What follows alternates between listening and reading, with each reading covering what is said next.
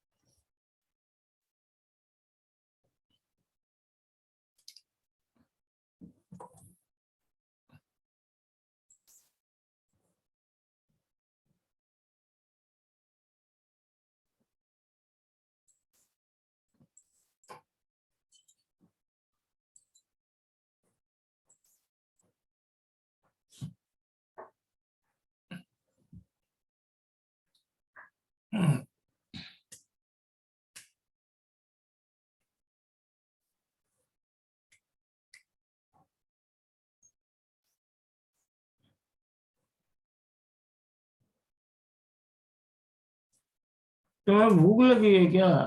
नहीं। खाना लाए थे, खाए थे? हम लाए तो नहीं, पर खा के आए।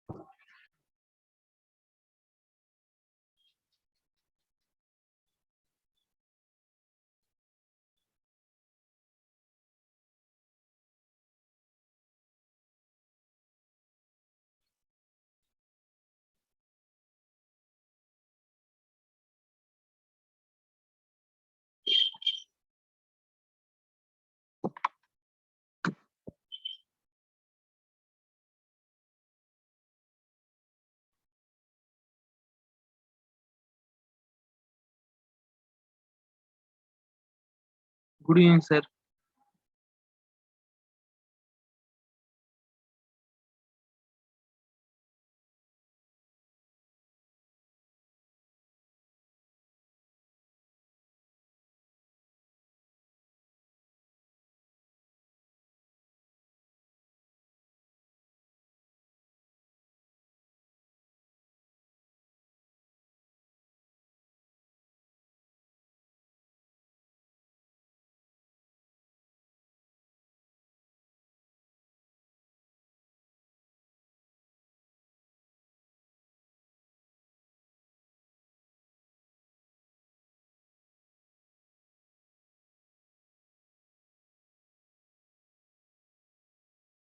वॉइस नहीं आ रही सर। सर माइक ऑफ है आपका।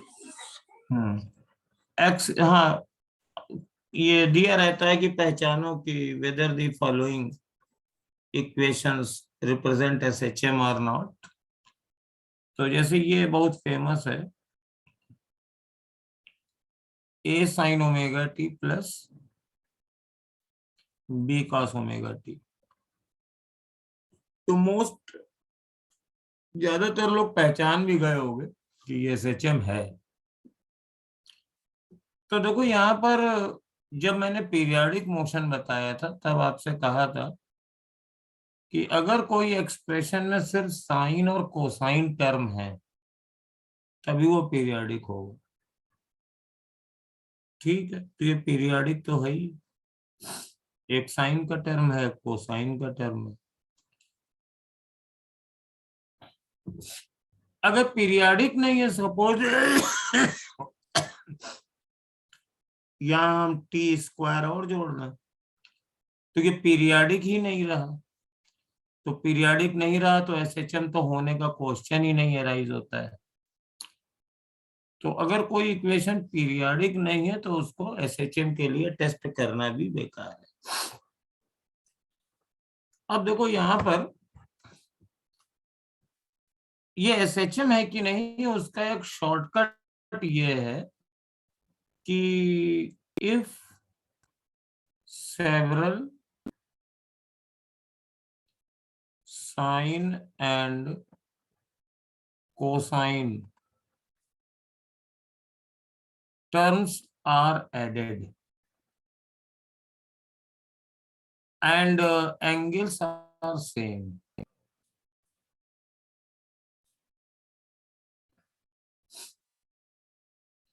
जैसे यहाँ पे दोनों एंगल बराबर है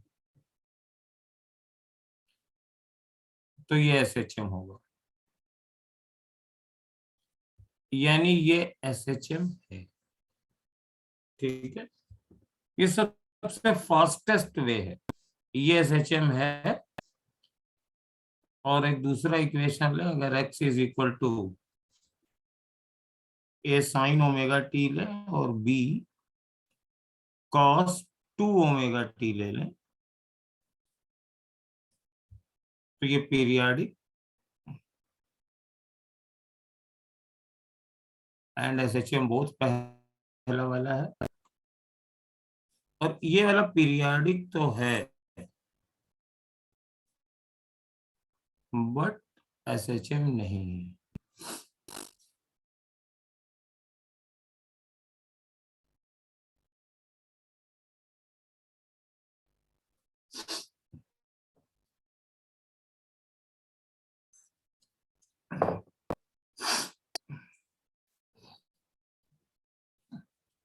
तो जल्दी में तो आप ऐसे पहचान सकते हैं, तो ये तो आप कर ही लोगे। उसके बाद दूसरा वे ये है कि जैसे तुम्हें प्रूव करना है कि ये एसएचएम है, तो हालांकि to prove that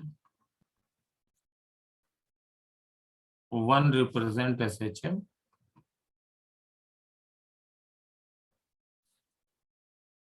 and two not. तो ये कोई बहुत ज्यादा तुम लोगों के नीट के पॉइंट ऑफ व्यू से इम्पोर्टेंट नहीं है, क्योंकि प्रूविंग तो आती नहीं है, बस पहचानना आता है। तरीका यह है कि अगर एसएचएम है तो हम जानते हैं A is equal to minus some constant जिसे हम ओमेगा स्क्वायर कहते हैं, ये x आता है, तो you take the equation a sin omega t plus b cos omega t, और फिर इसको डिफरेंशिएट कर दो, तो v बराबर dx बाई dt, तो a omega cos omega t minus b omega sin omega t, and then acceleration is dv by dt, again differentiate करो, तो minus a omega square cos omega sin omega t और minus b omega square cos omega t. Now you can take out common, minus omega square common ले लो, तो जो बचा bracket में a sin omega t plus b cos omega t, that is x. तो ultimately we have a is equal to minus omega square x, and this implies it is SHM. This implies it is SHM.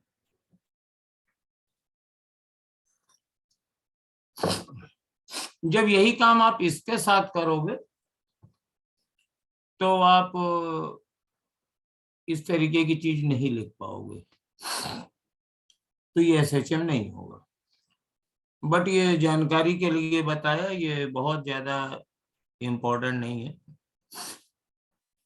दूसरी चीज, कभी कभी ये भी पूछते हैं कि इसका टाइम पीरियड बताइए और एम्पलीट्यूड बताइए, तो उसके लिए तरीका ये है कि suppose x is equal to a sin omega t है और b cos ओमेगा t है, तो ये तो हमें पता चल गया कि ये SHM है. तो हमें पता करना है उसका एम्पलीट्यूड क्या है, टाइम पीरियड क्या है, और इनिशियल फेज अगर कोई है तो क्या है, ये पता करना है. तो इसको पता करने का तरीका ये है कि इसको एक्सप्रेस करो. आप ये जो टर्म है a sin omega t plus b cos omega t को, SHM का स्टैंडर्ड इक्वेशन ये होता है, सम एम्पलीट्यूड टर्म, a पहले से है तो मैं a नॉट लिख दे रहा हूं, into sine of omega naught t plus 5. इस टाइप का स्टैंडर्ड इक्वेशन होता है. ये थोड़ा ट्रिकी है. ये ओमेगा ओमेगा है, तो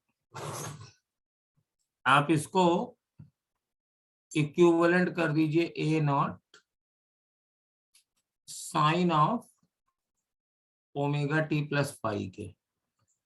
ओमेगा क्यों लिखा? क्योंकि जब आप मैथमेटिकल चल रहे हो तो यू नो दैट कि ये जो SHM था उसका टाइम पीरियड यही रहा, ओमेगा ही आया.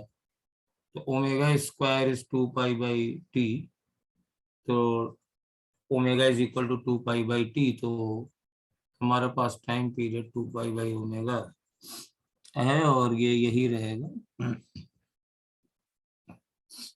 तो इसलिए मैंने इसको पहले से ओमेगा लिख दिया. अब इसमें ओपन कर दो, a sin omega t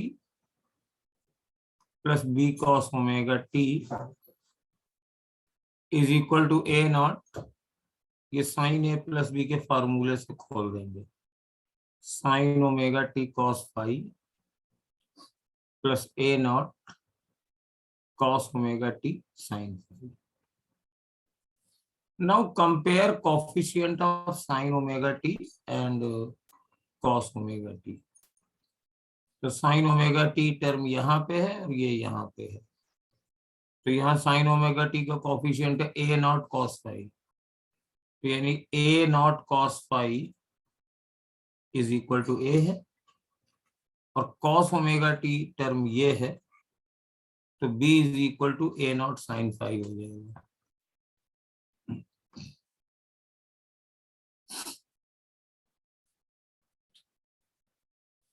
now it is easy, आप इसको स्क्वायर करके जोड़ दो, तो a naught square is equal to a square plus b square, तो a naught is equal to under root of a square plus b square.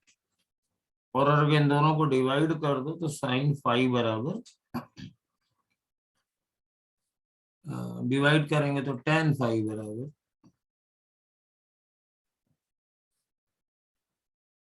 tan phi is equal to b by a, तो phi is equal to tan inverse b by a। यानी जो particle इस SHM को represent कर रहा है उसका amplitude है इन दोनों का square, under root a square plus b square, और टाइम पीरियड वही है 2 pi by omega, angular frequency doesn't change, और इनिशियल फेज है phi is equal to tan inverse b upon a। तो I can write x is equal to under root a square plus b square into sine omega t plus phi की जगह tan inverse b upon a। But मेरी advice ये है कि इसको बार बार exam में नहीं करना है, you just learn this, you just learn this. दूसरा इसमें पूछा जाने वाला है x is equal to a sine omega T cos omega t. It is very easy, 2 से मैंने डिवाइड कर दिया, 2 से मल्टीप्लाई कर दिया, 2 omega T cos omega T, तो ये बन जाएगा a by 2 sine 2 omega T.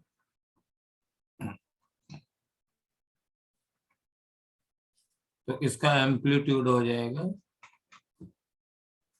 a by 2, initial phase 0 because no phi is involve, और time period is 2 pi upon 2 omega. देखिए इसकी एंगुलर फ्रीक्वेंसी बढ़ जाएगी। तो you can express any expression, अगर आप उसको standard form x is equal to a sine omega T plus phi के फॉर्म में लिख सकते हैं, तो आप एम्पलीट्यूड और फाई ये सब कैलकुलेट कर सकते हैं। ये एग्जाम्पल 2 था। एक एग्जाम्पल 3 लेते हैं, एनसीईआरटी का ही है, बड़ा इस पर डिस्कशन होता है। साइन स्क्वायर टी है ये एसएचएम है कि नहीं? तो देखिए x is equal to sine square t है, और ये थोड़ा स्पेशल केस है क्योंकि बार बार पूछा जाता है, इसलिए बता रहे हैं।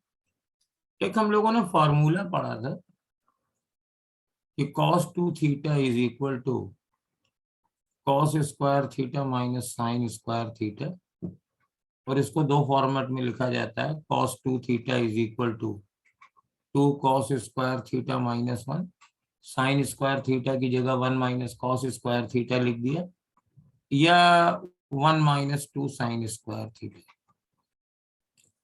तो इसको रिप्लेस कर दीजिए 1 माइनस, अब ये जो साइन स्क्वायर थीटा है यहाँ पे t है, तो 2 sine square theta is equal to 1 minus cos 2 theta, तो sine square theta is equal to 1 minus cos 2 theta upon 2। तो इसको लिख दिया 1 माइनस कॉस 2t अपॉन 2, और इसको लिख सकते हैं 1 by 2 minus 1 by 2 cos 2t, right. अब यहाँ पे इसको ऐसे लिख दिया x minus 1 by 2 is equal to minus 1 by 2 cos 2t। Clearly ये SHM है, बट ये जो SHM है इसका एम्पलीट्यूड 1 बाई 2 है, और ये इसकी मीन पोजीशन x बराबर a/2 है, यानी ऑसिलेट करेगा 1/2 के 1/2 इधर यानी 1 और 1 इधर यानी इधर, तो ये 0, तो ऑसिलेट करेगा ये 0 से 1 के बीच में। और इसका जो टाइम पीरियड है यहाँ 2t आ गया है, ये 2t है, तो time period is equal to 2π/2, तो टाइम पीरियड पाई सेकेंड है। माइनस का क्या करें, इसको थोड़ा सा एडजस्ट कर लो, x minus half is equal to half. अब cos 2t को हम लिख सकते हैं cos 2t प्लस पाई, तो cos pi plus 2t is equal to minus cos 2t होता है, तो ये आ जाएगा, यानी इसकी इनिशियल फेज पाई है। तो इनिशियल फेज पाई है, मतलब ये स्टार्ट यहां से करेगा मीन पोजीशन से, लेकिन ये लेफ्ट की ओर से स्टार्ट करेगा। तो this is sine square omega T, this is SHM, but mean position is not x is equal to 0। And similarly अगर हम x बराबर cos स्क्वायर ओमेगा टी लेंगे तो भी वो SHM होगा, और वो उसकी भी मीन पोजीशन कुछ और होगी। Now come to the our today's point, simple pendulum.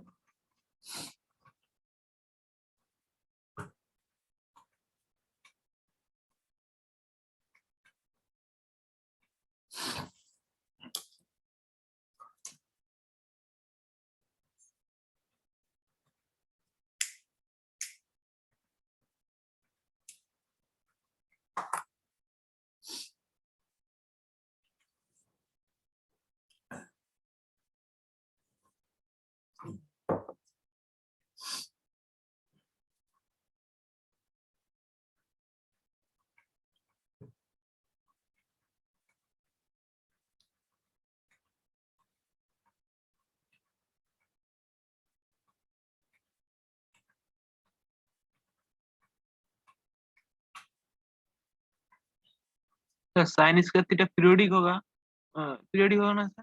Periodic तो होगा ही, क्योंकि दोनों टर्म है, दोनों साइन के ही। जब सर SHM है तो पीरियाडिक तो होगा ही। सर पीरियोडिक बट नॉट ऐसे ही सेम, एक क्वेश्चन में पढ़ा था मैं। क्वेश्चन भेज देना। अगर कोई मोशन पीरियाडिक नहीं है तो वो SHM हो ही नहीं सकता, क्योंकि SHM is itself periodic motion. अच्छा, सिंपल पेंडुलम में क्या होता है कि ये हमारा पेंडुलम रहता है, दिस इज, और ये मेरे पास इसका मास m है, सपोज लेंथ l है, ये रिजिड है। तो हम अपनी गाइडलाइन को फॉलो करेंगे, तो मीन पोजीशन पे अगर इसका FBD बनाएंगे तो रस्सी का टेंशन और mg बैलेंस करेंगे, और इसको आप इधर ले आइए, ज्यादा नहीं, थोड़ा सा ये एंगल थीटा ले आइए। और अब यहाँ पे देखो, तुम्हारी NCERT ने इसको टॉर्क मेथड से किया है, हम फोर्स मेथड से भी कर सकते हैं। एक्चुअली जैसे अगर फोर्स मेथड लगाते हो तो F बराबर -CX लाते हो, तो टॉर्क में टॉर्क बराबर -C अल्फा लाओगे, तो ये मेरे पास ओमेगा स्क्वायर बन जाएगा।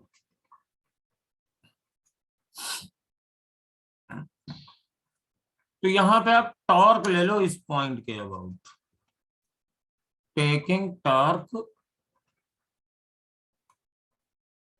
About point O। तो ये जो m मास है, इसका वेट यहाँ मिडिल पॉइंट पर ले लो, ये लग रहा है m, सर ये रॉड नहीं है, सॉरी, यहाँ पे नहीं लेंगे, जहां था वहीं लेंगे, यहां से mg लग रहा है। तो इसका टॉर्क O के अबाउट हो जाएगा, ये फोर्स की डायरेक्शन है, यहाँ से परपेंडिकुलर डालते हैं, तो परपेंडिकुलर ये पड़ा और ये वाली लेंथ इसके बराबर है, तो torque is equal to minus M G L sine theta. Minus क्यों लगाया? क्योंकि ये जो टॉर्क है, अगर मैं आर क्रॉस एफ निकालता हूं तो आर क्रॉस एफ ऐसे जा रहा है, तो ये टॉर्क इसको अपोजिट टू द मोशन ले जा रहा है, इसलिए माइनस लगा दिया। अब इसके अबाउट टॉर्क लिया है तो रोटेशन के हिसाब से यहाँ टॉर्क की जगह लिख दो आई अल्फा, और इसके अबाउट इसका क्या होगा? M L square. ये M L square into alpha बराबर minus M G L sine theta. तो alpha is equal to minus G by L, M से एम तो कट जाएगा, इंटू साइन थीटा। अब यहाँ पे देखो अल्फा थीटा के प्रोपोर्शनल नहीं है, यहाँ पर ये torque is equal to minus C theta. तो अगर थीटा छोटा है, if theta is small and measured in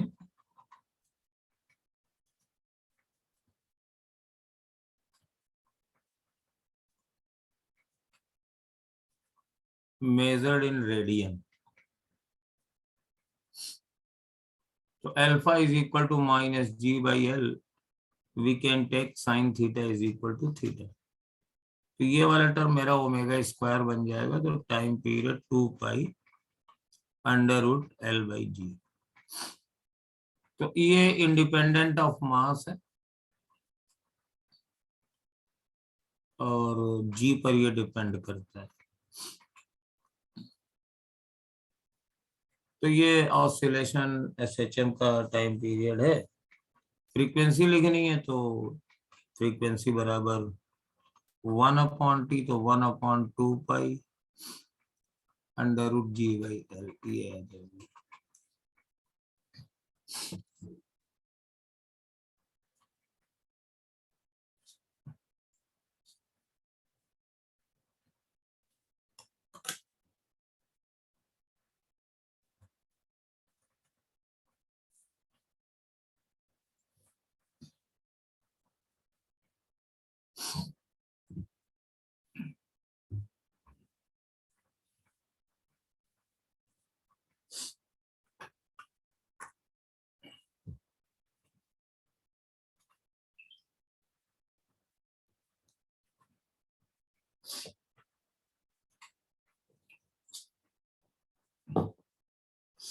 अब इस सिंपल पेंडुलम के कई केसेस बनते हैं,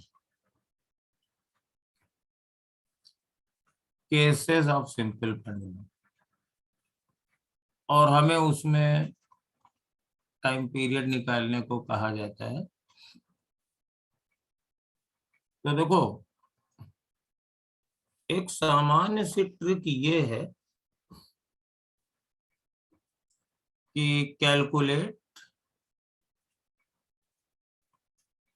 time tension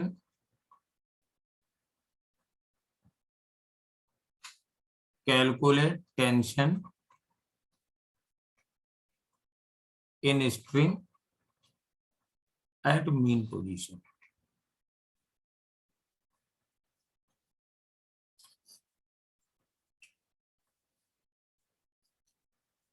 and put tension upon mass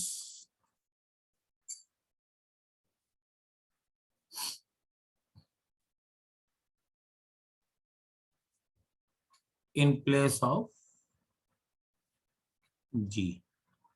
इसको हम लोग G इफेक्टिव कहते हैं, टेंशन अपॉन मास।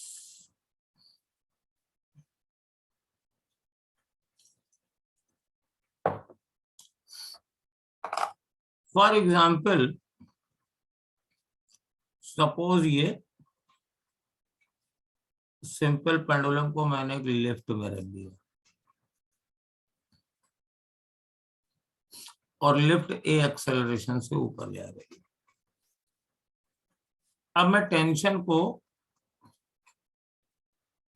ft से डिनोट करूंगा क्योंकि t टाइम पीरियड के लिए आ जाता है, तो इधर टेंशन ऊपर लगेगा,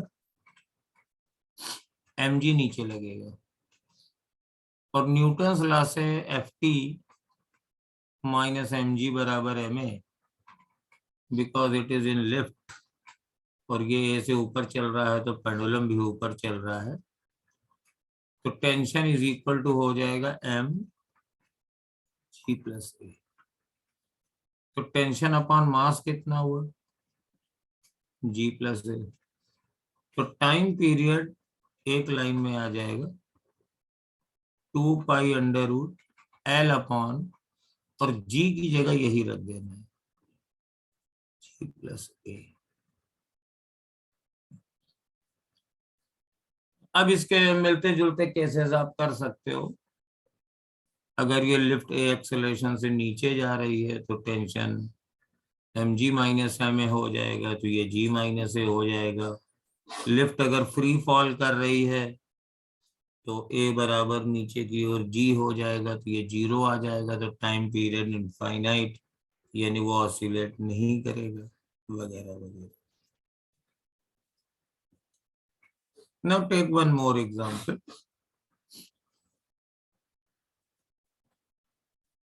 ये थोड़ा सा अच्छा क्वेश्चन है। सपोज कर लीजिए ये एक इंक्लाइंड प्लेन है और इसमें एक कार्ड जा रही है, ये नीचे की ओर जा रही है, फ्री फॉल कर रही है, इसका एक्सेलरेशन g sin थीटा है और यहाँ पे सिंपल पेंडुलम है और ये ऑसिलेट कराया जा रहा है, इसका टाइम पीरियड निकालिए।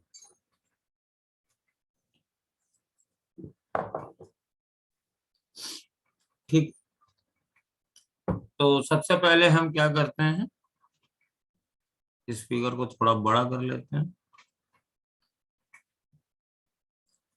और देखो सिंपल पेंडुलम जब लटकाया जाएगा, सपोर्ट कॉर्ड रुकी हुई हो, हम पकड़े हो, चल ना रही हो, तो सिंपल पेंडुलम ऐसे लटकेगा mg। लेकिन जब ये चलने लगेगी तो तुरंत इसकी इक्विलिब्रियम पोजीशन, जैसे न्यूटन्स लॉज ऑफ मोशन में था, कार चलती है तो आगे की ओर एक्सेलरेट होती है तो वो पीछे जाता है तो स्यूडो फोर्स लगने लगता है, तो तुरंत इस पे एक स्यूडो फोर्स लगने लगेगा क्योंकि जब ये चलती है फिसलती है तो इधर g sin थीटा है एक्सेलरेशन, तो इस डायरेक्शन में एक स्यूडो फोर्स लग जाएगा mg sin थीटा। और डेफिनेटली अब हमारे पास ये जो सिंपल पेंडुलम है ये इसमें इक्विलिब्रियम नहीं हो सकता है क्योंकि mg और t और ये फिर mg ये कभी बैलेंस नहीं करेंगे। इसका वर्टिकल कंपोनेंट तो बैलेंस कर लेगा tension, what about horizontal component, तो ये थोड़ा सा इधर चला जाएगा और ये ऐसे आ जाएगा, तो इस टाइप से कुछ आ जाएगा पेंडुलम ये। और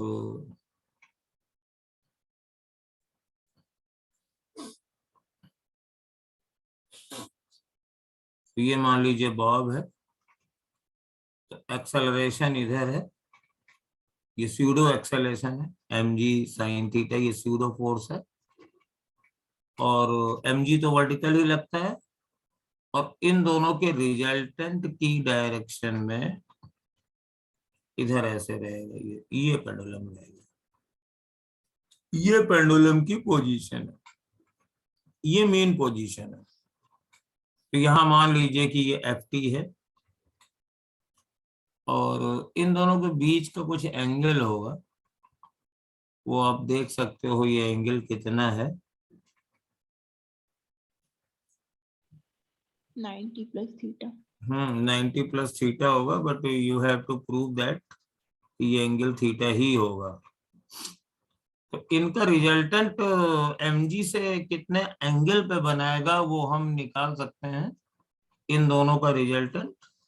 उसके लिए मेरे पास फॉर्मूला होता है tan alpha is equal to, हमें एंगल mg से निकालना है, तो mg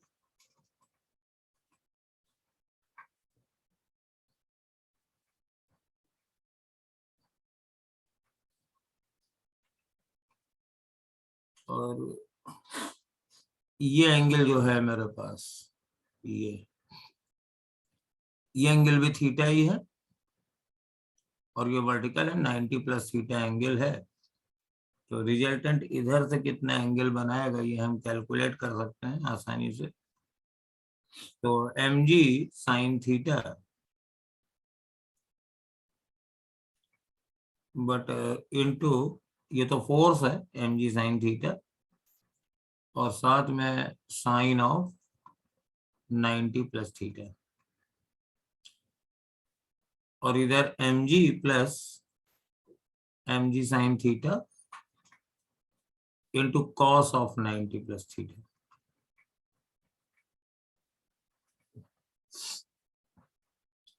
A B sine alpha, B sine theta upon A plus B cos alpha. तो यहाँ पे mg लिया होगा, अब इसमें एक कट जाएगा, mg से mg कट जाएगा दोनों में, और ये साइन थीटा है, ये साइन 90 प्लस थीटा है, तो tan alpha is equal to sine 90 plus theta होता है minus cos theta, minus sine theta cos theta,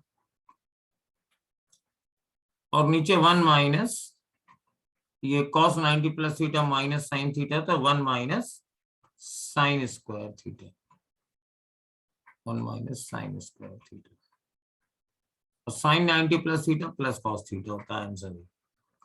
तो साइन थीटा कॉस थीटा और नीचे कॉस स्क्वायर थीटा हो गया, तो sine theta cos theta upon cos square theta, तो that is tan theta, यानी alpha is equal to theta, यानी ये एंगल थीटा ही है, और जब इसको बढ़ाएंगे तो वर्टिकल से ये एंगल भी थीटा ही है। अब ये जो टेंशन होगा वो इन दोनों का रिजल्टेंट होगा, तो इन दोनों का रिजल्टेंट निकाल लीजिए कितना होगा। इसके एंगल निकालने की जरूरत नहीं थी, ये मैंने रियलाइजेशन के लिए बताया, बस ये एंगल 90 प्लस थीटा था और ये हमें रिजल्टेंट ही इनका टेंशन के बराबर होगा। तो mg साइन थीटा का होल स्क्वायर प्लस mg का whole square plus 2mg sine theta into mg into cos of 90 plus theta, and that is equal to ft square. तो अब यहाँ देखिए, यहाँ से आप mg का स्क्वायर कॉमन ले लें अगर, तो यहाँ बचेगा साइन स्क्वायर थीटा प्लस 1, और mg का स्क्वायर चला गया 2 साइन थीटा, और कॉस 90 प्लस थीटा होता है माइनस साइन थीटा, तो 1 माइनस साइन स्क्वायर थीटा।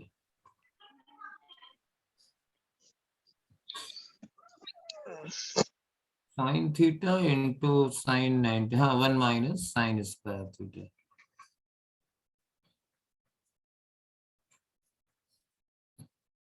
कुछ मैंने गड़बड़ की? सर 2 बच रहा है ना? हाँ ये 2 भी है, ये 2 भी है, तो 2 माइनस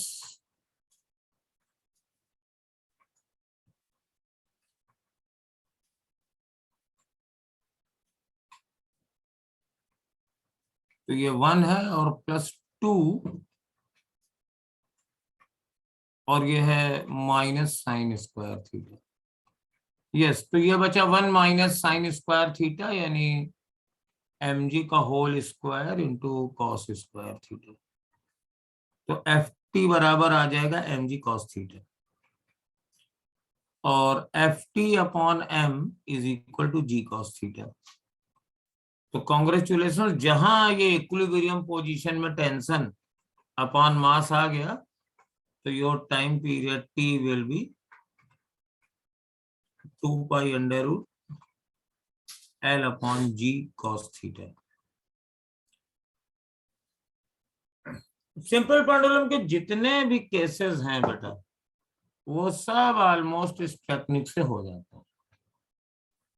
जैसे एग्जाम्पल 3 ले लें, सपोज इस रीजन में मैंने एक यूनिफॉर्म इलेक्ट्रिक फील्ड लगा दी ई, और यहाँ पे एक सिंपल पेंडुलम लटकाया, लेंथ एल है, मास एम है, और इसको चार्ज प्लस क्यू दे दिया। तब क्या होगा, यहाँ पे mg नीचे लगेगा, qe आगे रहेगा।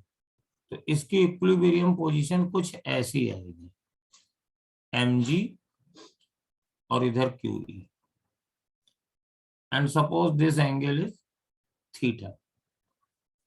ये टेंशन मैंने ft मान लिया। तो qe और mg के बीच में एंगल 90 है, तो ft बराबर अंडर रूट mg का स्क्वायर प्लस qe का स्क्वायर, और अगर ft बाई मास निकालें इक्विलिब्रियम पोजीशन में टेंशन अपॉन मास, तो under root G square plus qe by m का होल स्क्वायर। तो टाइम पीरियड आ गया आपका t बराबर 2 pi under root L upon under root G square plus qe by m का whole square. अगर मैं सारे क्वेश्चंस कलेक्ट करूं जो सिंपल पेंडुलम को डिफरेंट सिचुएशंस में रख करके टाइम पीरियड निकालने के केस में आते हैं, तो करीब 17-18 क्वेश्चंस हैं, और वो सब इससे हो जाते हैं। तो यू पीपल आल्सो ट्राई, आप लोगों के पास भी होंगी बुक्स। आप देखोगे पहला काम क्या है कि इक्विलिब्रियम पोजीशन ले आओ, मीन पोजीशन जिसमें वो सिंपल पेंडुलम स्टैंड करे, और फिर उसमें टेंशन निकाल लो उस पोजीशन में, और टेंशन को मास से डिवाइड कर दो, जो आए उसको जी की जगह रख दो, और टाइम पीरियड आपका बड़े आराम से आ जाएगा। सिंपल पेंडुलम में 2 वेरिएशन एक ऐसे भी आते हैं, ये जो फॉर्मूला आता है t बराबर 2 pi under root L by G, तो इसमें एल फाइनाइट है, तो लेंथ को लेकर के 2 तरीके के क्वेश्चंस मेरे केस में आते हैं। एक आता है सेकंड पेंडुलम, और दूसरा आता है मेरे पास इनफाइनाइट पेंडुलम। इनफाइनाइट पेंडुलम, तो सेकंड पेंडुलम एक ऐसा टाइम पीरियड होता है जिसका टाइम पीरियड 2 सेकंड होता है। इसकी लेंथ पूछी जाती है, तो बहुत सिंपल है, टाइम पीरियड 2 सेकंड रख दीजिए, जी रख दीजिए, अर्थ पे पूछे तो अर्थ की ग्रेविटी रख दीजिए, मून पे पूछे तो मून की रख दीजिए, लेंथ निकाल लीजिए। और इनफाइनाइट पेंडुलम में इसकी लंबाई बहुत बड़ी होती है, तो इसका फॉर्मूला जरा देख लीजिए। ये मान लीजिए हमारे पास अर्थ है, और इसके ऊपर एक लॉन्ग सिंपल पेंडुलम है, और ये सेंटर है, ये रीजन है। इसको मैंने थोड़ा सा डिस्प्लेस किया, सपोज ये angle theta, and since pendulum is long, तो थोड़ा भी थीटा इसको बहुत दूर ले जाएगा, तो जी की वैल्यू टुवर्ड्स द सेंटर लगती है, तो इधर mg लगेगा। Suppose this angle is 5। अब अगर तुम टॉर्क लोगे तो हमारे पास जो टॉर्क आएगा, चाहो तो इस बार फोर्स से कर लो, कंपोनेंट कर दो इधर, ये वाला एंगल कितना हो जाएगा, थीटा प्लस 5 हो जाएगा, तो इधर वाला फोर्स हो जाएगा mg cos थीटा प्लस 5। और इसका कंपोनेंट इसके अलावा हो जाएगा mg sin theta plus five. तो restoring force is equal to minus mg sin theta plus five. तो माइनस mg, अगर ये छोटा है तो थीटा प्लस फाइव और f की जगह ma रख दिया, m से m कैंसिल हो गया, a बराबर माइनस g। अब थीटा को रखो, ये आर्क लेंथ है, सपोज ये x है, तो x by L plus x by R, ये रेडियस r के बराबर है। तो मेरे पास यहां से ओमेगा स्क्वायर की वैल्यू हो गई g 1/L प्लस 1/r, और देयरफॉर टाइम पीरियड बराबर आ जाएगा 2 पाई अंडर रूट ओमेगा। तो 1/g 1/L प्लस 1/r। इसमें भी दो केसेस बड़े इंपॉर्टेंट हैं। अगर L की वैल्यू अर्थ की रेडियस के बराबर है तो T बराबर 2 पाई, यहाँ L की जगह R रख दो, तो 1/L plus 1/R plus 1/R, तो 2/R। तो ये आ जाएगा R/2g।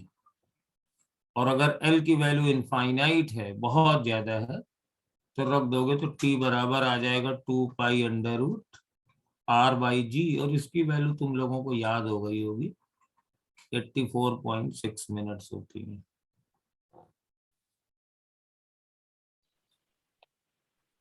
सर लेंथ की जगह सर 1 टाइम नहीं रखेंगे हाँ, सर? ऊपर सेकंड वाले M A equal to minus M G sine नहीं लेंगे वहाँ पे? थीटा प्लस फाइव छोटा माना है ना, एंगल तो छोटा ही है, but since length is very long, तो इस mg को हम वर्टिकल नहीं मान सकते हैं।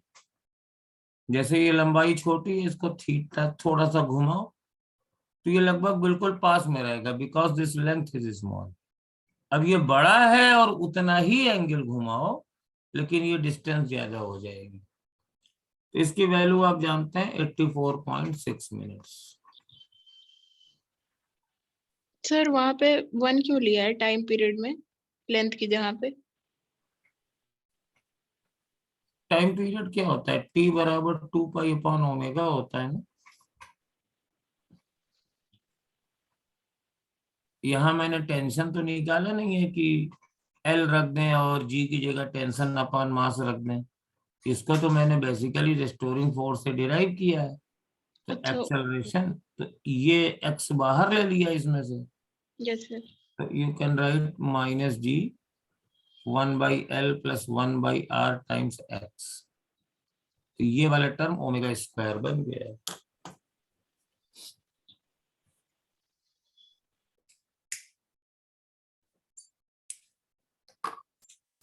ठीक है ना? Yes sir. ठीक। सिंपल पेंडुलम में एक क्वेश्चन और बड़ा कॉमन आता है। सर थोड़ा बैक कर दीजिए। लीजिए लीजिए। असल में आज 1.5 घंटे की क्लास है, तो मैं थोड़ा जल्दी जल्दी स्पीड अप करके मामले को ओवरटेक कर रहा था।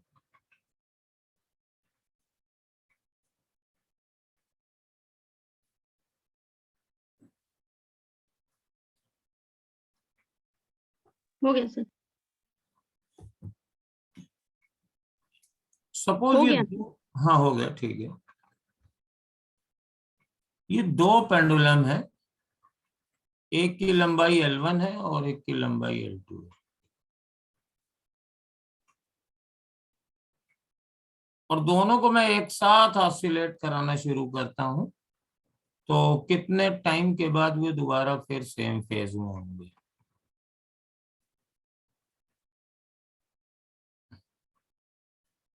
सपोज ये ऐसे हैं, ये बड़ा वाला है, ये L2, और इसी के ऊपर ये थोड़ा सा आगे छोटा वाला है L1। मास मैटर नहीं करता है, mm मान लो। दोनों को एक साथ ऑसिलेट करा दिया, तो दोनों शुरू तो साथ करेंगे लेकिन साथ चलेंगे नहीं। क्योंकि टाइम पीरियड T1 बराबर हो जाएगा तुम्हारे पास 2 pi under root L1 upon G, T2 हो जाएगा 2 pi under root L2 by G. तो जाहिर है T2 की वैल्यू T1 से बड़ी, तो दोनों फेज में पिछड़ जाएंगे। जिसका टाइम पीरियड कम है वो आगे हो जाएगा क्योंकि उसका ओमेगा ज्यादा है। तो ये पूछ रहे हैं कि how many, after how much time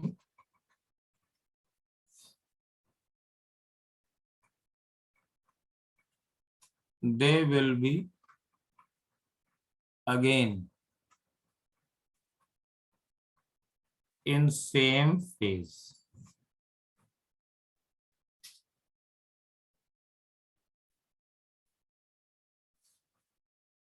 तो यहाँ ये ऐसे याद कर लेना, इसका तुम बेटर होगा कि सर्कुलर प्रोजेक्शंस भी कर सकती हो, क्योंकि लेंथ इनकी कुछ भी हो, रेडियस कुछ भी हो, but they are moving same angle, है ना, एंगल तो वही रहता है। तो ये मान लीजिए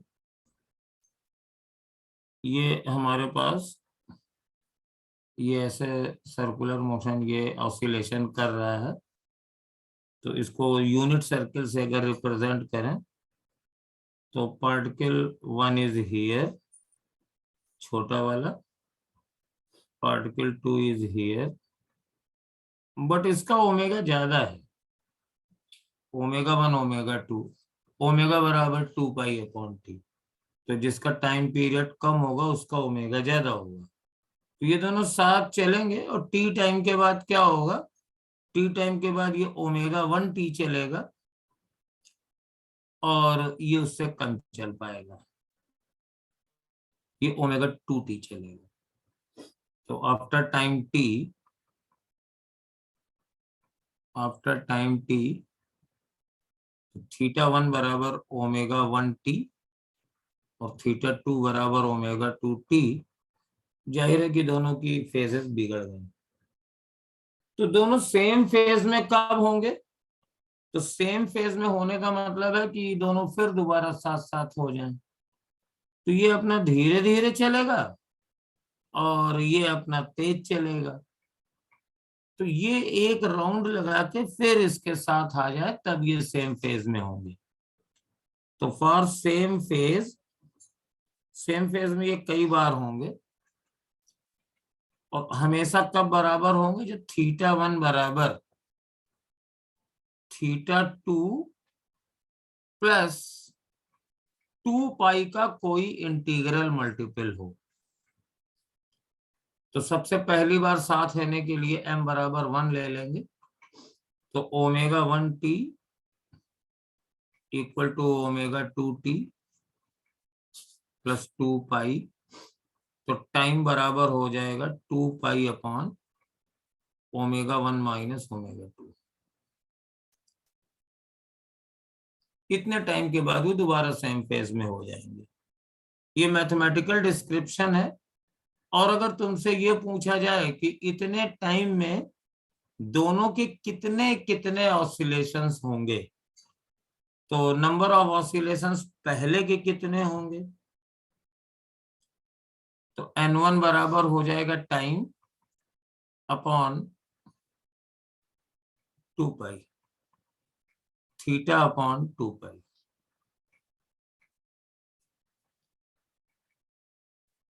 ये जितना भी एंगल घूम गया है upon 2 pi number of oscillation होंगे। और थीटा कितना है होगा, ओमेगा 1 इंटू टाइम, और टाइम है t upon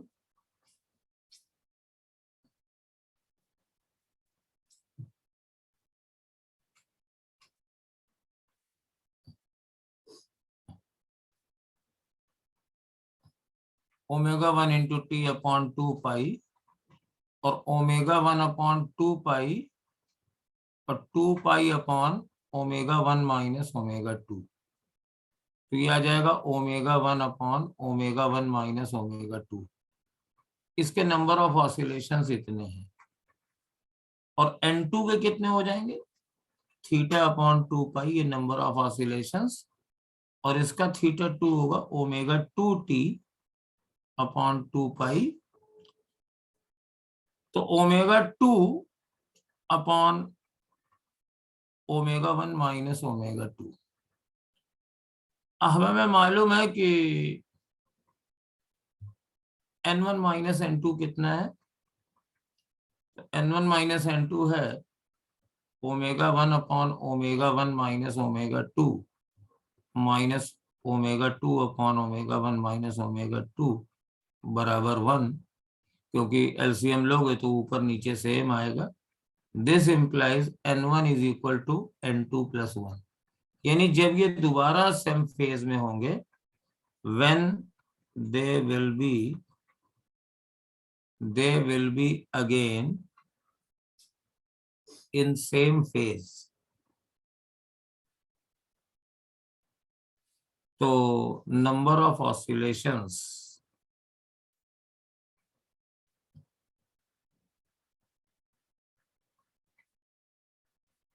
of a smaller one is equal to 1 plus number of oscillations of bigger one.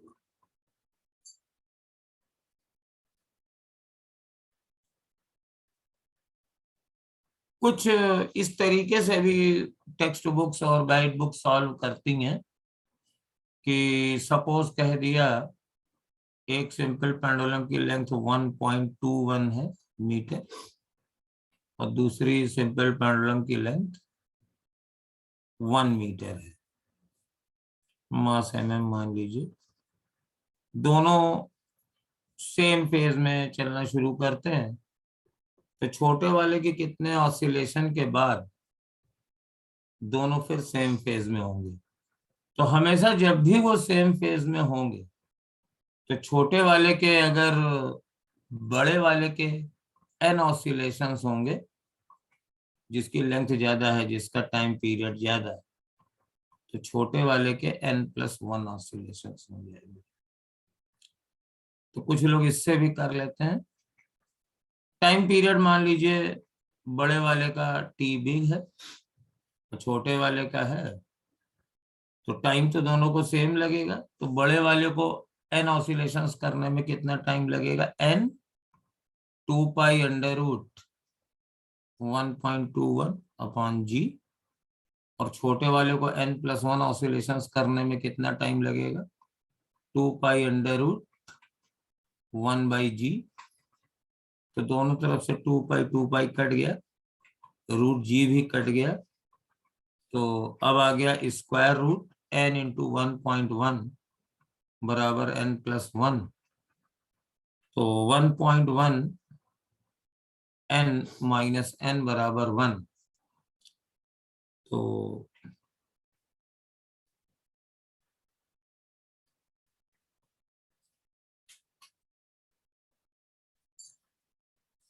तो 0.1 n बराबर 1, तो n बराबर 10। तो बड़े वाले के 10 और छोटे वाले के 10+1, यानी 11 ऑसिलेशंस के बाद दोनों फिर दोबारा सेम फेज में हो जाएंगे।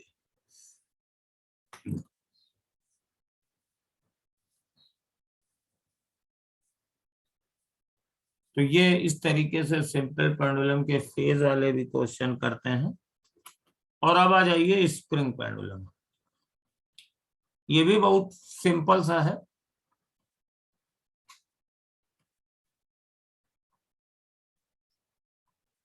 और कई केसेस इसमें भी बनते हैं। सपोज ये हमारे पास ये K है, ये मास M है और ये नेचुरल लेंथ में है। अब मैंने यहाँ पे फोर्स बैलेंस किया मीन पोजीशन में, गाइडलाइन मत भूलिए। तो ये mg है, ये नॉर्मल रिएक्शन है, ये मीन पोजीशन है। इसके बाद मैंने थोड़ा सा इसको मीन पोजीशन से डिस्प्लेस कर दिया। सपोज ये डिस्प्लेसमेंट इसका x है, तो now mg will be there, normal reaction will be there, और इधर की ओर एक नया फोर्स आ जाएगा kx। तो मेरे पास रेस्टोरिंग फोर्स बचा है F बराबर माइनस kx, तो एक्सेलरेशन हो जाएगा minus k by M into X. तो omega square is equal to k by M. तो time period is equal to 2 pi under root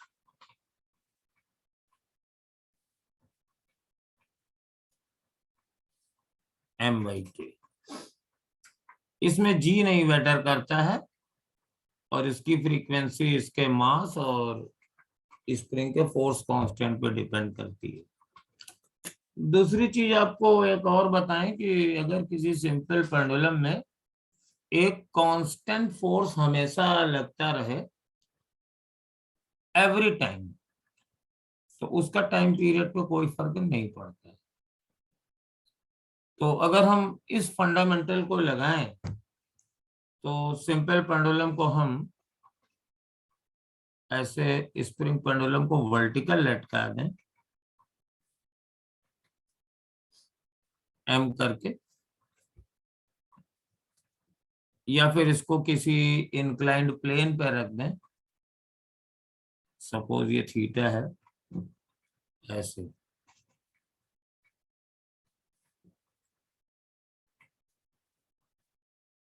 या फिर इसको किसी हम लिक्विड में डुबो दें पूरा पूरा,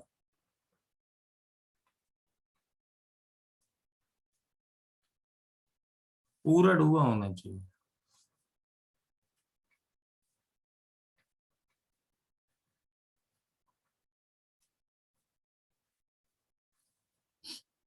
पूरा डूबा होना चाहिए। या फिर हम इसको ऐसे ही ले लें,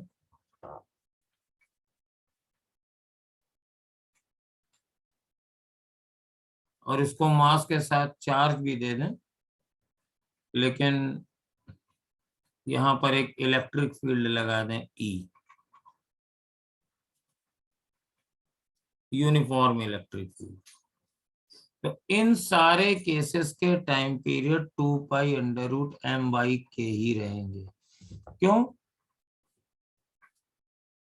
यहां पर एक एडिशनल फोर्स mg हमेशा लगेगा, जो कि यहां मेन पोजीशन में नहीं लग रहा था।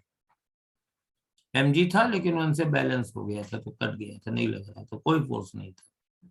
ऑसिलेट कराया, kx स्टोरिंग फोर्स बना, ये टाइम पीरियड है। यहाँ पर mg हमेशा लगेगा, जब नीचे जाएगा तो भी लगेगा, ऊपर जाएगा तो भी लगेगा। तो इसका फर्क क्या पड़ेगा mg की?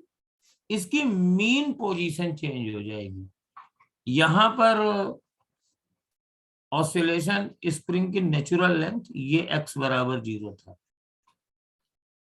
लेकिन यहाँ पे इसके पास इक्विलिब्रियम पोजीशन में mg इज इक्वल टू के एल नॉट, तो एल नॉट बराबर mg बाई के। तो ये जो मीन पोजीशन में स्प्रिंग की लेंथ होगी, वो स्प्रिंग की लेंथ प्लस एल नॉट होगी, नॉट नेचुरल लेंथ। ये इसके अबाउट ऑसिलेट करेगा, लेकिन टाइम पीरियड यही रहेगा। इसमें भी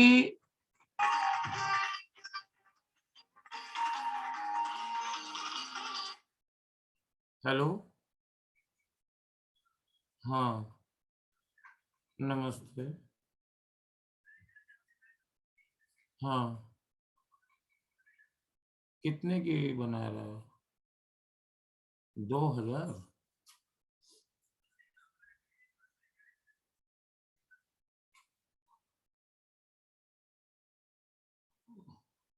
कल बनाएगा कि आज? हाँ हाँ, अच्छा।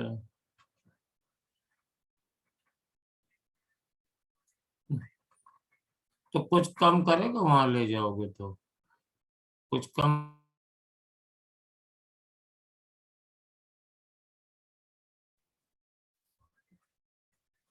हम्म,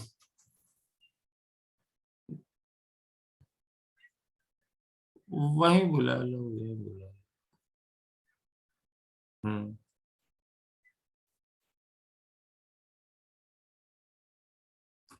तो यहाँ पर mg है, mg cos theta normal reaction से बैलेंस हो गया।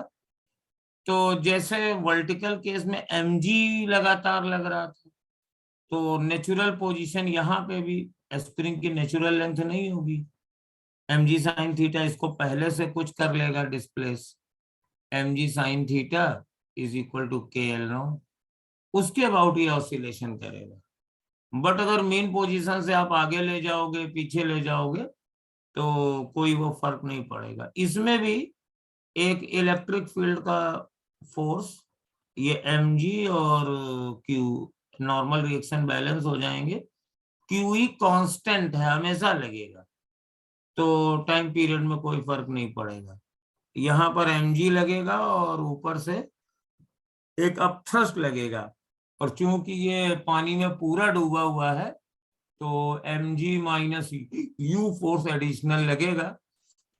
और जब भी किसी स्प्रिंग के केस में एक कांस्टेंट फोर्स हर समय लगे, तो उससे मीन पोजीशन बदल जाती है, एम्पलीट्यूड बदल सकता है, बट टाइम पीरियड नहीं बदलता है।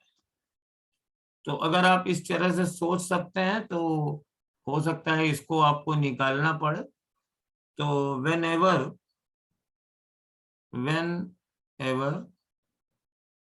there is a constant force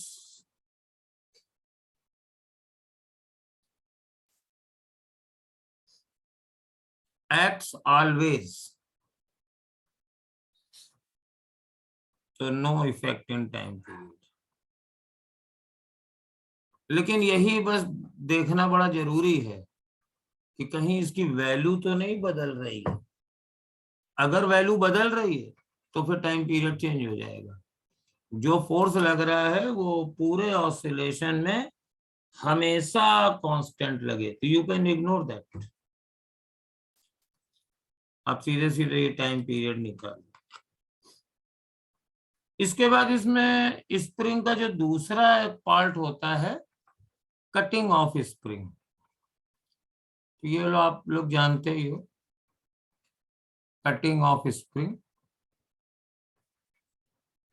अगर एक स्प्रिंग है,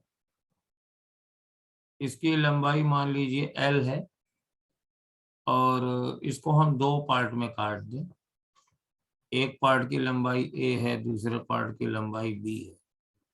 पूरे स्प्रिंग की फोर्स कांस्टेंट K था, तो दो हिस्से हो गए, एक की लंबाई A है, दूसरे की लंबाई B है। तो आपको मालूम है K is inversely proportional to length of the spring होती है। तो स्प्रिंग कांस्टेंट इनटू लेंथ बराबर कांस्टेंट। तो जब पूरी थी तो KL, और जब दो पार्ट में कट गई तो AK1 इक्वल टू BK2। मान लिया A वाले लेंथ की फोर्स कांस्टेंट K1 है, B वाले की K2 है, तो K1 बराबर आ जाएगा KL upon A plus B, K2 बराबर आ जाएगा KL upon A plus B नहीं भाई, A, और KL अपॉन B। अब इसमें बनते हैं कि एक स्प्रिंग है, उससे हमारे पास एक ब्लॉक कर रहा है m मास का। अब इसको हमने स्प्रिंग को n इक्वल पार्ट्स में बांट दिया, और कोई एक कांस्टेंट लगा दिया एक पार्ट, तो इसका टाइम पीरियड, तो इसका time period 2 pi under root m by K, और इसका time period 2 pi m by mass वही रहा। लेकिन अब इसका फोर्स कांस्टेंट कितना हो जाएगा, n हो जाएगा, क्योंकि this length is 1 upon n of this whole spring, तो m बाई n के, तो time period t by root n हो जाएगा, टाइम पीरियड कम हो जाएगा, t डैश। तो t डैश बराबर t बाई रूट n, और frequency definitely root n times बढ़ जाएगी। तो दूसरा कटिंग ऑफ स्प्रिंग होता है, तीसरा होता है springs in series and parallel. Spring in series in parallel. तो यहाँ पे 3 केस इंपॉर्टेंट होते हैं। ये मान लीजिए 2 स्प्रिंग सीरीज में जुड़ी हुई हैं, K1 K2 और ये मास है।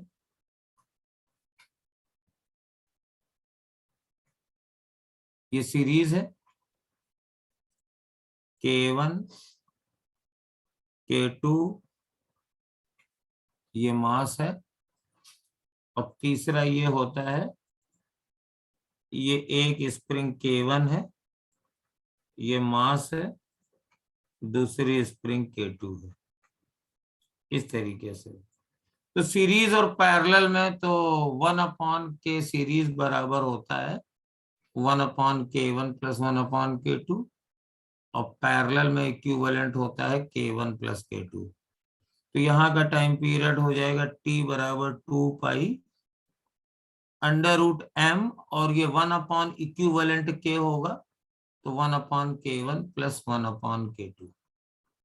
यहाँ पे T बराबर 2π √m/ इक्विवेलेंट K1 + K2। ये देखने में सीरीज है लेकिन पैरेलल है, क्योंकि इस ब्लॉक को इधर दबाओगे तो ये जितना ये इसको दबाएगा उतना ये एक्सटेंड करेगा। तो T बराबर 2π √m/ K1 + K2। तो ये सब तुम लोग जानते होगे, इसलिए मैंने थोड़ा जल्दी इसको खींच दिया है। बोलो भाई, अगर किसी को ना समझ में आया हो तो पूछ लो। मैंने थोड़ा सा इसको लिटिल बिट फास्ट कर दिया है, क्योंकि मुझे मालूम है कि ये सब बच्चों को रटा हुआ रहता है, तुम लोगों को भी मालूम ही होगा। क्यों भाई? सर वो एंगल वाला ही बता दीजिए। एंगल वाला कौन सा? सर जो स्प्रिंग्स एंगल पे लगी रहती हैं किसी। नहीं नहीं, इतना तो आता था ना, उस पे तो मैं आ ही रहा हूँ। Yes sir, yes sir. ये तो आता है ना, ठीक है। ये मैं पूछ रहा था, इतने में तो नहीं तुम लोगों को डाउट हो गया, कह दो सर दोबारा बताइए, ये नहीं समझ में आया। ये मुझे मालूम था, सबको मालूम रहता है, इसलिए फास्ट कर दिया। अब स्प्रिंग के ये 2-3 केस पूछ रही है। उसमें पहला केस तो ये है, स्प्रिंग को जोड़ देते हैं। तो ये देखिए, एक ये केस है, ये एक्चुअली क्वेश्चंस है। ये मान लीजिए एक स्प्रिंग है K1 K और ये भी एक स्प्रिंग है K, और यही बोल रही हो ना तुम? Yes sir. ये तीनों की स्प्रिंग K मान ली, अलग अलग हो तो भी कर सकते हैं, ऐसी कोई बात नहीं है। यहाँ पे हमने मास लगा दिया और इसको दबा करके कैलकुलेट करना होता है कि what is the time period. देखो इसको टाइम पीरियड कैलकुलेट करने का जो मेन तरीका है वो ये है। इसको हम 2 मेथड से करेंगे, एक फोर्स मेथड से और एक एनर्जी मेथड से। तो पहले हम फोर्स मेथड से करते हैं।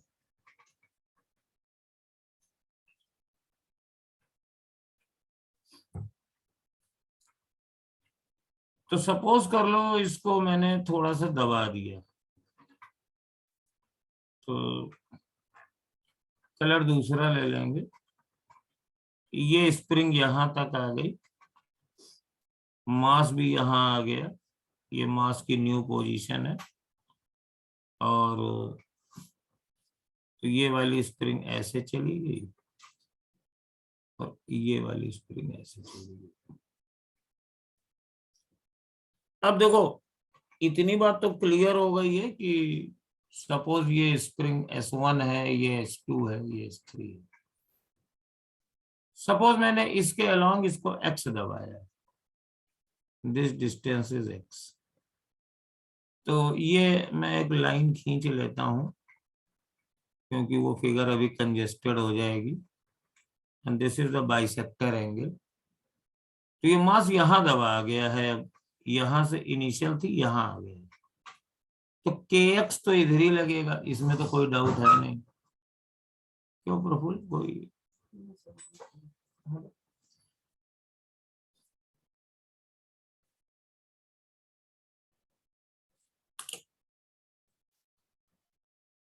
और ये दोनों स्प्रिंग की लेंथ बढ़ गई है क्योंकि ये दोनों लेंथ कम है, तो सपोज इनकी लेंथ एक्स डैश बढ़ गई, तो क्योंकि सिमेट्रिकल है तो इधर और इधर लगेगा के एक्स डैश और के एक्स डैश। तो इन तीनों का जो रिजल्टेंट है that will be your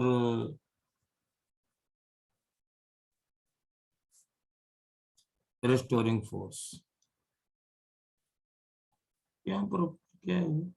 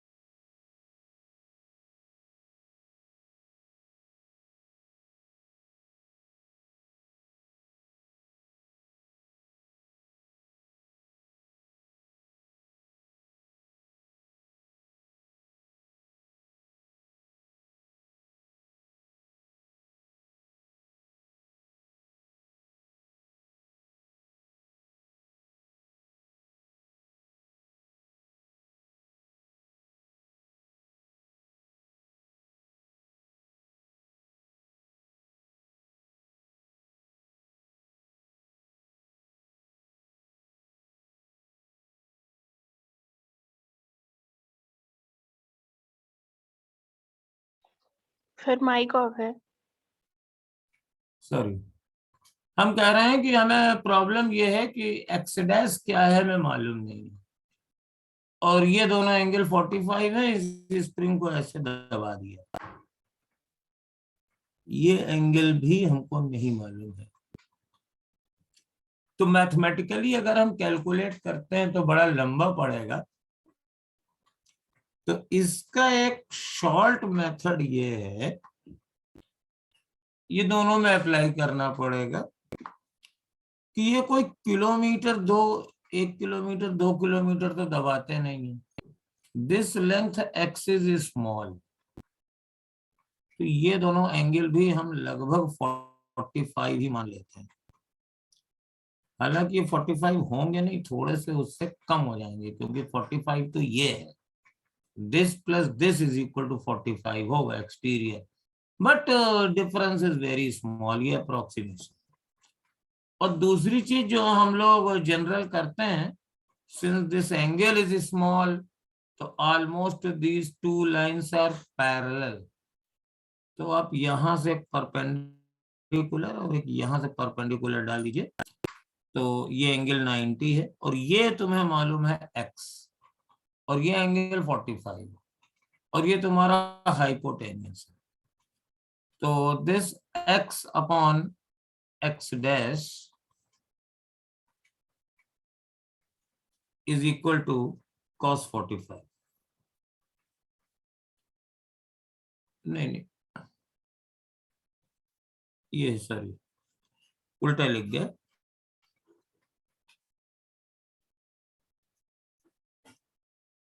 x dash ये परपेंडिकुलर है और ये हाइपोटेनियस है, एंगल 90 ये है। तो x upon X dash is equal to x dash upon x is equal to cos 45। तो x डैश is equal to x by root 2। यही तुमको करना है। अब इजी है। Now there are 3 forces kx by root 2, this is root 2, और ये वाली लाइन बनाई, ये वाली बनाई, और फिर यहां से 45 डिग्री पर kx, ये तो पक्का पक्का x मान ही था, और फिर 45 और इधर चले तो ये kx बाई रूट 2। तो इन तीनों का रिजल्टेंट निकाल लेते हैं। तो ये दोनों फोर्सेस बराबर हैं, तो नेट रेस्टोरिंग फोर्स बराबर minus kx plus f root 2 इनका रिजल्टेंट हो जाएगा, तो kx रूट 2 kx ही आ जाएगा। तो हो गया। तो इन दोनों का जो रिजल्टेंट होगा वो kx ही होगा। तो minus 2kx, f by m is equal to minus 2k by m into x। तो time period will be 2 pi under root m by 2k आ जाएगा। आई थिंक यही एंगल वाला तुम पूछ रही होगी, है ना। और इसका एक क्वेश्चन और भी है, यहाँ तो 90 और ये 135 है, उसमें तीनों 120 होते हैं। तो सेम मेथड उसमें भी करेंगे, तो उसको भी देख लेते हैं, कर ही दें, अच्छा क्वेश्चन है। तो एक स्प्रिंग ये ली और 120 डिग्री पर एक ये ली और नीचे 120 पर ये ली। फिर इसका तीनों कोई का फोर्स मतलब भी होता है ना, है। कि इफेक्टिव निकालने के लिए? इसका मेथड अब इसको एनर्जी मेथड से करेंगे, और अगर इसका शॉर्टकट निकालना है तो बड़ा ही लिमिटेड शॉर्टकट होता है, लेकिन एक होता है, और बेसिकली मुझे इस समय याद नहीं है, मुझे उसको दोबारा डिराइव करना पड़ेगा। x plus 2x cos square theta होता है। हाँ, k plus 2k cos square theta, k plus 2k cos square theta. Theta क्या लेते हो? थीटा जो मिनिमम एंगल होता है दो स्प्रिंग के बीच का। ये 90 है, हाँ, तो इसका क्या कैसे निकलेगा बताओ? t बराबर 2 तो पाई डायरेक्ट m अपॉन क्या करें, क्या लिख दें? cos स्क्वायर थीटा लगाओ भाई, मिनिमम एंगल यहाँ थीटा बराबर 90 है।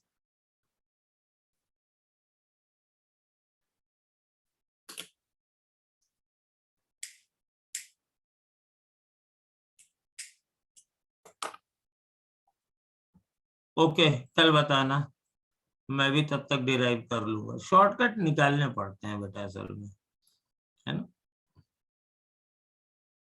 इसीलिए तुम लोगों को जितने भी हमने चीजें बताई शॉर्टकट के साथ फंडामेंटल भी होता है। अब इसको देखो एनर्जी मेथड से करते हैं। तो तरीका यही है कि एक ऐसे मान लीजिए, ऐसे है, ऐसे है, ऐसे है, तो इस बार ये एंगल 60 डिग्री है। अब आप इसको थोड़ा सा दबा दीजिए यहां से, ये तो स्प्रिंग की नई पोजीशन ये हो जाएगी।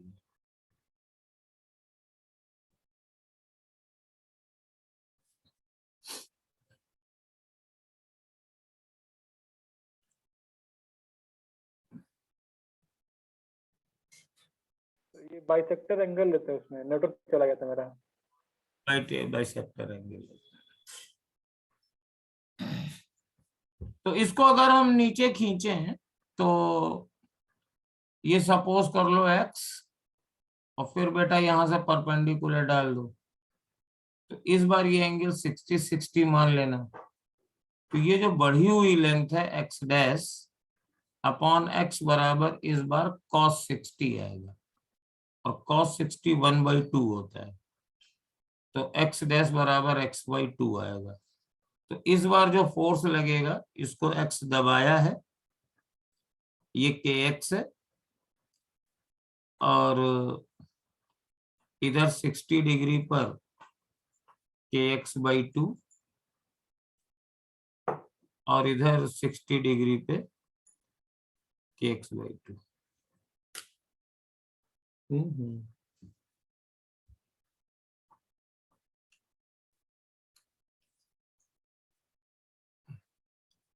तो अब ये कितना आएगा? 3k/2 के इक्विवेलेंट आएगा। के इक्विवेलेंट आ जाएगा 3k/2। एंगल है, हाँ, kx प्लस kx/2, इनके बीच का एंगल 120 है। Net resultant net restoring force इधर आ गया, तो 3/2 kx, और इसको F बराबर लिख दो। तो F/m यानी acceleration is equal to 3/2 k/m। तो टाइम पीरियड बराबर 2π√2m/3k। तो स्प्रिंग वाले हो गए। Let us consider one more. एक बच्चे ने ये पूछा था, तो I have to tell you. हालांकि सर ये एंगल का भी बन जाएगा k+2k cos स्क्वायर थीटा। क्या k plus 2k cos square theta. हाँ, तो थीटा क्या था? बाइसेक्टर एंगल था। Yes sir. तो पहले वाले केस में k plus 2k cos square 45, ये 2k आ गया, गुड। और इस वाले केस में k प्लस 2k और cos स्क्वायर 1/4 है 1/4 आएगा। 1/4 ना 3/4। सर? 1/4 आएगा ना। cos cos 60 लेंगे। 1/2। हाँ, 1/4 आ जाएगा, ठीक। तो k plus k/2 is equal to 3k/2, ठीक है ना? तो गुड, ये थोड़ा सा अच्छा हो गया है। तो इसका मतलब है we can do like this also, कि सपोज कर लो एक स्प्रिंग हमने ऐसी ले ली के, और एक स्प्रिंग हमने ऐसी ले ली, और एक स्प्रिंग ऐसी ले ली के।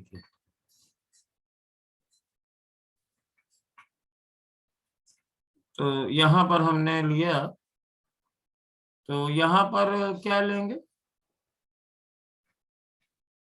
45 डिग्री है ना, 45 डिग्री ले लेंगे, क्यों? सर लेके एक बार देखिए आ रहा है कि नहीं। अब इसको देखेंगे, नहीं तो आगे वाली चीजें छूट जाएंगी। 5:30 ऑलरेडी हो चुका है, तो मैं दूसरे टीचर का 10 मिनट ले लेता हूँ। बेटा ये शॉर्टकट मुझे पसंद इसलिए नहीं है कि ये ठीक है, एक्चुअली इसकी हिस्ट्री ये है कि एक किताब आती है H.C. वर्मा, आई थिंक आप लोग जानते होंगे। उसमें ये दोनों क्वेश्चन थे, तो उसको देख करके यूट्यूबर्स ने इसका शॉर्टकट निकाल दिया है। लेकिन इस शॉर्टकट की लिमिटेशंस हैं, और मुझे इतने लिमिटेड शॉर्टकट्स पसंद नहीं है। लिमिटेशंस क्या है? नंबर 1, सभी स्प्रिंग 3 होनी चाहिए, और मैं चाहूं तो इसको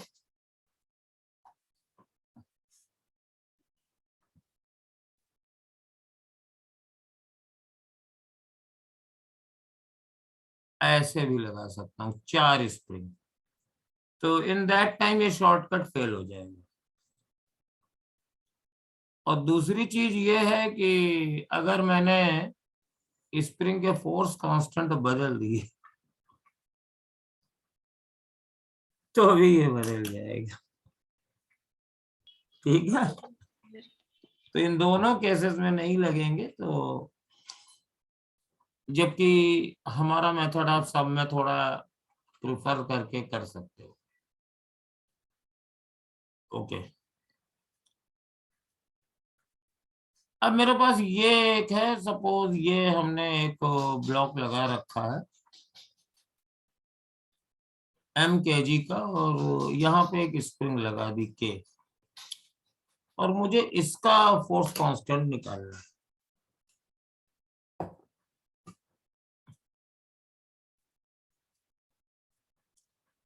या फिर चलो भाई यहाँ पे भी k लगा दिया और एक k यहाँ पे भी लगा दिया और एक 2k यहाँ पे भी लगा दिया।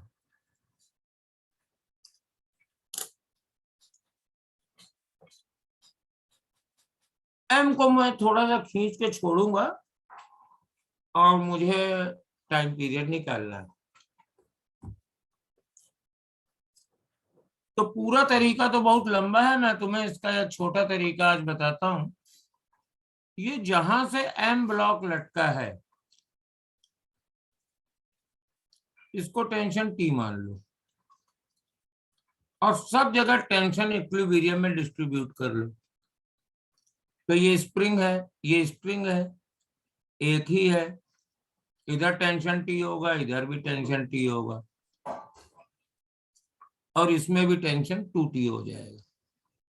ठीक, हम लोग पुली को स्मूथ और मासलेस मान रहे हैं। पहला तरीका ये, इसमें भी मान लो, इसमें टेंशन T मान लो तो ये एक ही है, इसमें भी टेंशन T होगा, इसमें भी टेंशन T होगा, इसमें 2T होगा। दूसरी चीज, ये इसमें टेंशन इस वाले टेंशन का डबल है, तो ये जो कॉफिशिएंट है ना इसका स्क्वायर करके डिवाइड कर दो, तो इसका फोर्स कांस्टेंट हो जाएगा k/4, 2 का स्क्वायर 4। इसका इक्विवेलेंट 2k ही रहेगा क्योंकि इसी में टेंशन T है, इसमें भी T है तो इसका भी इक्विवेलेंट k ही रहेगा। लेकिन इसका इक्विवेलेंट, अब ये इस टेंशन का डबल है तो k/4 आ जाएगा। और दूसरी चीज, फॉर्मूला लगा दो, T बराबर 2π√m/, अब यहाँ k/4 है ना, तो k/4 रख दो, एक ही स्प्रिंग थी, तो 2π√4m/k। और इसमें टाइम पीरियड निकालना है तो 2π√m/k होता है ना, तो इक्विवेलेंट k रखेंगे।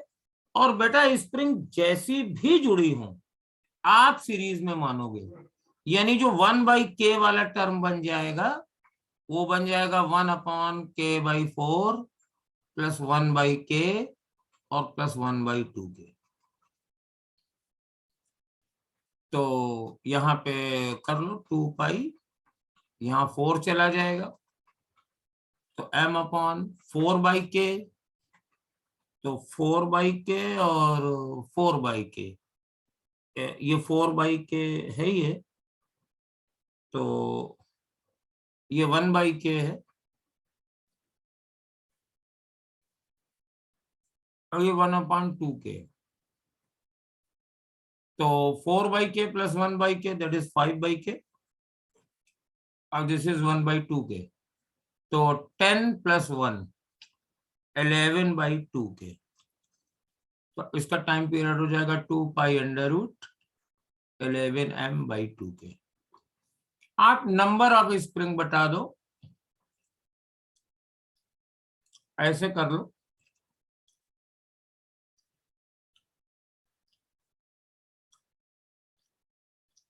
के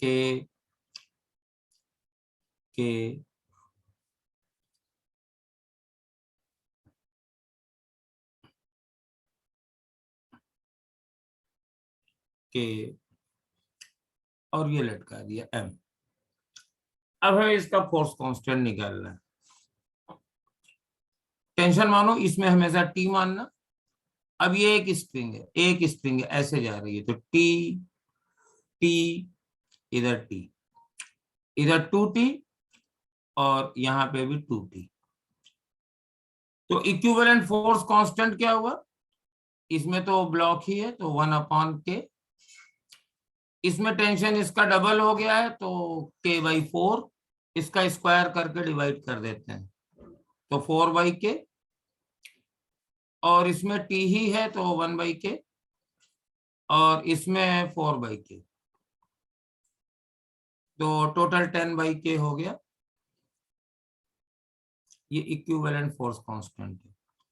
तो टेंशन बराबर 2π√m और 1/k की जगह 10/k। तो पुली में चाहे जितनी स्प्रिंग लगा दे, बस ये ध्यान रखना है पुली मासलेस होनी चाहिए और पुली रोटेट नहीं करनी चाहिए।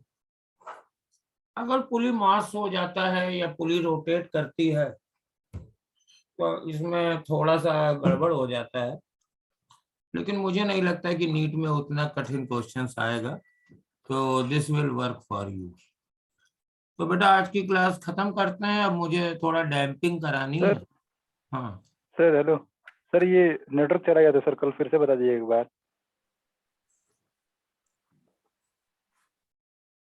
ब्लॉक में आप टेंशन T मान लीजिए, है ना, ये Yes, ब्लॉक sir. लगा हुआ है ना, यस सर। इसमें टेंशन T मान लीजिए और टेंशन डिस्ट्रीब्यूट कर दीजिए जैसे न्यूटन्स लॉ में करते हैं। एक स्प्रिंग ये T हो गया, अब ये डबल है तो ये 2T हो गया, ये डबल है तो इधर था तो ये 2T हो गया।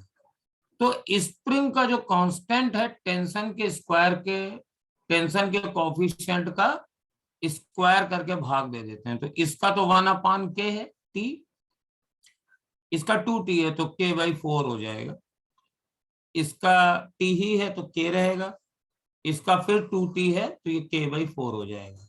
और फिर सारी स्प्रिंग को सीरीज में मान के इक्विवेलेंट निकाल लीजिए। हमेशा ये स्प्रिंग सीरीज में ही मानी जाती है, और बस T बराबर 2π√m/k इक्विवेलेंट निकाल दीजिए। ठीक है sir, thank you sir. Okay, तो अब जो टर्म मिलेगा उसमें मैं डैम्पिंग करा दूंगा, that is not very important. आप तरह तरह के क्वेश्चन ट्राई करो। ओके ठीक है सर, ठीक है, thank you sir. Okay, thank you sir.